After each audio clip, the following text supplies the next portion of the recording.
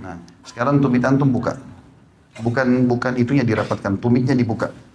Bukan, dibuka. Afwan. Ya, ini dibuka. Nah, seperti itu.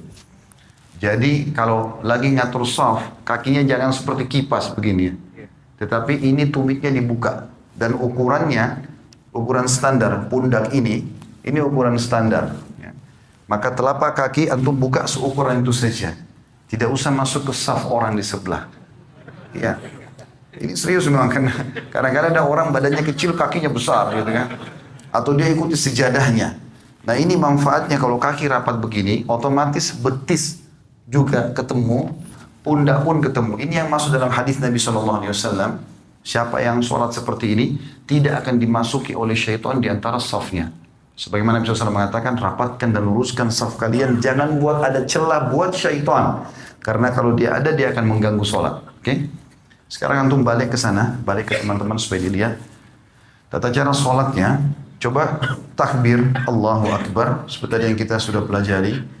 Ya, ininya dihadapkan ke depan, ini rapat ya. Ini jarak kurang lebih 1 jengkal dari sini. Tidak usah dikakukan tangannya. Coba, ya, ininya juga sejajar sama ini, atau sejajar sama kuping. Ini nggak usah ikut pundaknya, tangannya aja. Ya. Antum nggak usah takut, saya tidak hukum. Coba dilenturkan saja, lihat saya, dilenturkan saja tangannya. Nggak usah kaku, ini semuanya ke depan dan rapat. Sejajar dengan pundak atau sejajar sama kuping, ya. Ya, ini ujung kuping. Dan ini standar tadi saya bilang. Ini standarnya. Takbir, kalau mau ruku juga Allahu Akbar, ya. Kalau mau sujud juga sama nanti.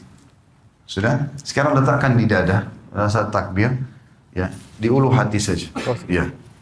Ini cara yang pertama adalah punggung kanan ketemu sama punggung kiri. Kemudian cara yang kedua, pergelangan kanan memegang pergelangan kiri, digenggam. Genggam begini. Ya, seperti ini betul, ini digenggam. Ini cara yang kedua. Ini biasa saja, antum biasa saja. Ini pundak jangan ikut ya. Jadi tangan kita saja. Pundak tetap biasa, Allahu Akbar seperti ini, atau Allahu Akbar ini lebih jauh sedikit. Ya, ya, pundak tidak usah ikut, ini saja. Baik, sekarang ruku coba. Afwan, tinggal butuh 1 orang. Jazakumullah khair. Yang duanya sudah, supaya agak lenggang. Antum balik ke sebelah sana sekarang. Coba ruku. Sekarang ruku, Allahu Akbar, tidak dari awal. Dari antum seperti normal lagi sholat, tangannya di sana, antum takbir, Allahu Akbar, mata ke tempat sujud. Ya, ini digenggam lututnya. Ini masih melengkung, ya. Baik, ini caranya, antum turun, dadanya dinaikin, kepalanya lurus ke depan, kepala lurus, lagi, ya. Seperti ini. Sekarang ini dipertahankan ya. Coba lihat saya. Kalau saya sebentar Afwan, kalau miring dibilangin ya. Kalau saya di rumah saya praktikin pakai cermin, lalu saya praktikin ruku itu. Allahu Akbar, ini saya genggam, kemudian ini saya tahan begini. Rata enggak? Ya, seperti ini. Ini terasa paha di belakang ketarik, ya. Kepala juga ke depan. Ini disunnahkan Nabi SAW. Kalau antum pakai cara seperti ini, mau sejam pun rukuknya nggak masalah. Jangan turun, jangan juga naik begitu. Ya. Seperti ini, dan perhatikan siku ini jauh dari tulang rusuk ya.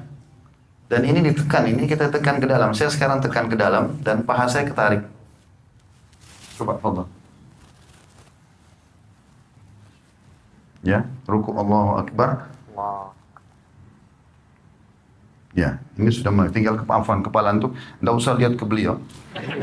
Dagunya turun lagi, ya gitu. Oke, ini masih naik lagi, jangan naik. Nah, gitu. Nggak usah lihat orang, lihat tempat sujud. Oke, baik. Kurang lebih seperti itu ya. Nah, cara praktikin ini penting karena Nabi SAW ruku seperti ini. Dan beliau dikatakan kalau taruh bejana tidak tumpah ya. Sama dengan kalau bangun juga begitu dari ruku. Kembali ke awal. Begitu bangun dari ruku, Allahu Akbar, kita bangun, Sami Allahu liman hamidah. Mata jangan kemana-mana, tetap bersujud. Ini tadi bisa 2 cara, bisa seperti ini, atau diletakkan di sini ya. Ada yang belum kita pelajari tentang masalah sujud, tapi saya akan praktekin sekarang. Sudah, jazakallah khair. Kalau mau ikut sama anak sebentar bisa. Sujud ini ada dua cara. Bisa turun lutut dulu, baru telapak tangan. Atau telapak tangan dulu, baru lutut. Dua-duanya bisa. Karena itu khilaf di antara ulama. Ibnu Qayyim rahimahullah memasukkan antara salah satunya boleh. Tergantung keadaan ya. Cuma yang perlu diperhatikan, kata Nabi SAW, aku diperintahkan sujud dengan 7 anggota tubuh. 7 anggota tubuh. Satu itu dahi sama hidung. Maaf, biar hidung antum rasa pesek, tetap harus kena tempat sujud. Tidak boleh kepalanya begitu, ya, sehingga hidungnya nggak kena. Ini satu paket. Kalau nggak sah ini.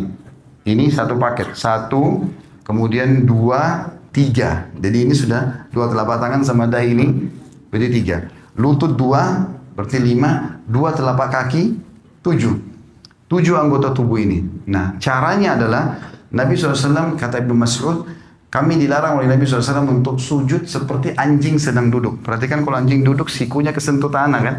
Antum tidak boleh sentuh tanah. Tulang ini, siku nggak boleh kena ke tulang rusuk. Ya. Dan usahakan ada jarak antara perut kita, paha sama siku ini. Kira-kira jarak di mana antum bisa merasa nyaman bernafas. Karena pada saat sujud, kita butuh sirkulasi udara supaya bisa lama. Saya coba praktikin, anggap saja ini cuma contoh kalau kiblat ke sana. Sami Allahu liman hamidah, maka pada saat turun bisa 2 cara. Cara yang pertama adalah kita turun biasa saja, meletakkan lutut di sini, kemudian mengambil jarak kurang lebih 1 siku ini ya. Di sini 1 siku ini jaraknya, baru meletakkan tangan di sini. Tangan itu seperti ini ya kondisinya, seperti tadi orang takbir. Allahu Akbar, lalu letakkan kepala. Yang perlu diperhatikan adalah telapak kaki juga harus rapat. Saya menghadap kiblat sekarang. Pada saat turun ini, kemudian letakkan jarak seperti ini, baru Allahu Akbar. Jangan begini ya,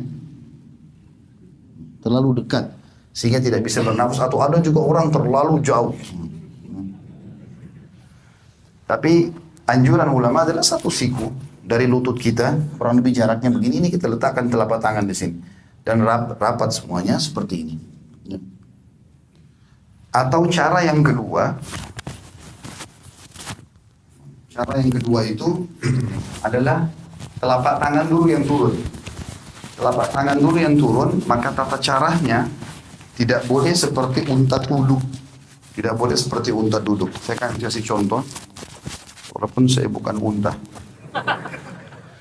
Maka cara untuk, kalau tadi kan lutut dulu sederhana cuma turun begini ya. Sekarang kalau mau telapak tangan dulu, maka caranya adalah turunkan badan dulu seperti mau turun lutut tadi. Misalnya sudah dekat, baru kemudian letakkan telapak tangan ke depan. Seperti ini. Ya. Yang dilarang itu seperti unta itu kalau orang turun begini. Nah, begitu juga dia pada saat berdiri. Orang berdiri dari sujud, nggak boleh begini. Ya. Tetapi dia duduk dulu. Ya. Saya ulangi, jadi kalau orang turun sujud yang kedua, kita turun seperti agak mendekati tempat sujud, kemudian baru letakkan telapak tangan ke depan, barulah kita sujud. Ya. Duduk di antara 2 sujud, menegakkan seluruh ruas tulang belakang, sampai terasa dada terbusung ke depan, jari-jari tetap rapat, ujung jari-jari berada di ujung paha. Kemudian kita sujud lagi. Allahu Akbar. Setelah itu pada saat mau berdiri, duduk dulu. Sunnah Nabi SAW duduk dulu. Duduk seperti ini. Dan ada 2 cara. Cara yang pertama, menekan paha untuk berdiri ke atas. Atau menggenggam telapak tangan, ditekan lantai untuk menopang tubuh ke atas. Jadi topang ini saja ke atas. Seperti itu. Dan kita tidak boleh sebagaimana tadi saya bilang berdirinya seperti unta itu. Ya. Terakhir tinggal masalah tahiyatnya saja. Tahiyat ini khilaf di antara ulama tentang 2 jenis duduk. Namanya iftirash atau tawarruk. 2 ya. Iftirash atau tawarruk. Apa itu iftirash? Iftirash itu duduk seperti di antara 2 sujud. Itu namanya iftirash. Ya. Kalau tawarruk, warak itu artinya bokong. Kita meletakkan bokong kita di tanah. Nah ini khilaf ulama. Kapan dikerjakan iftirash, kapan dikerjakan tawarruk? Imam Syafi'i rahimahullah berkata, duduk tawarruk tahiyat seperti ini. Yang kita duduk, ya, seperti ini. Ini namanya tawarruk karena bokong kita duduk di tanah. Ini kata Imam Syafi'i rahimahullah, dikerjakan setiap kali mau salam. Mau sholatnya 1 rakaat saja, mau 2 rakaat, seperti misalnya witir 1 rakaat. Ya tetap aja antum duduknya pada saat tahiyat, karena mau salam tawarruk. Ya. 2 rakaat juga seperti sholat sunnatul fajr atau sholat subuh, sama tawarruk. Nanti lebih dari itu pun, misalnya rakaat maghrib 3 rakaat atau isya 4 rakaat, semuanya kalau mau salam tawarruk.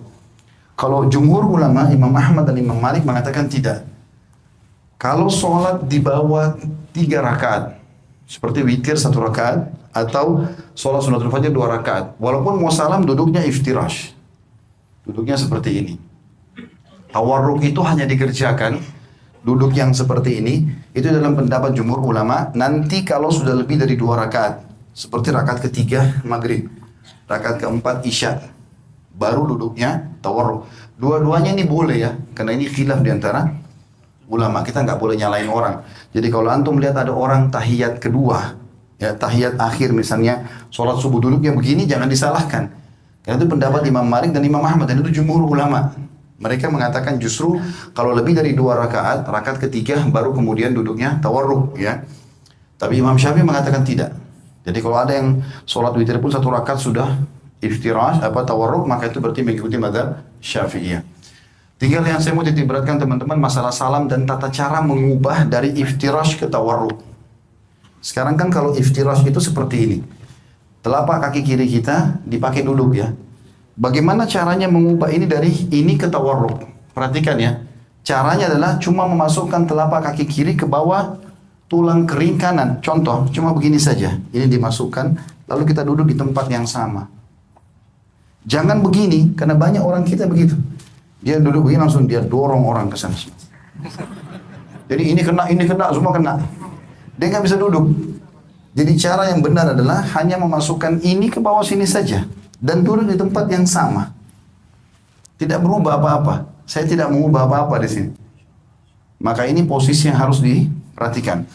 Begitu juga dengan masalah salam. Pada saat kita sudah selesai membaca tahiyat. Tentu tahiyat sunnahnya ada yang mengatakan pada saat syahadat mengangkat jari. Ada yang mengatakan juga nanti dari awal. Sudah at-tahiyat itu sudah mengangkat, ya. Dan hadis riwayat Tirmidzi, khilaf di antara ulama tentang masalah itu. Tentang hadis Nabi SAW. Bahwasanya gerakan jari di tasyahud lebih keras bagi iblis daripada cambukan besi. Ada yang menghasankan, ada yang melemahkan. Kalau saya termasuk yang berpegang pada menghasankan hadisnya, sehingga menggerakkan jari itu, menggetarkannya bagian daripada sunnah Nabi SAW. Intinya antum setelah baca tahiyat, tinggal salam. Dikatakan Nabi SAW kalau salam terlihat pipi putih atau putih pipi beliau oleh makmum di belakang. Jadi seperti ini. Assalamualaikum warahmatullah. Terasa ini tertarik. Tahan sebentar, baru Assalamualaikum warahmatullah. Badannya nggak usah ikut salam, ya. Cuma leher saja. Assalamualaikum warahmatullah. Assalamualaikum warahmatullah. Sampai situ. Mengusap wajah nggak ada dalam syariat. Jadi cukup situ berarti sudah selesai sholatnya. Allahu a'lam. Ini tata cara.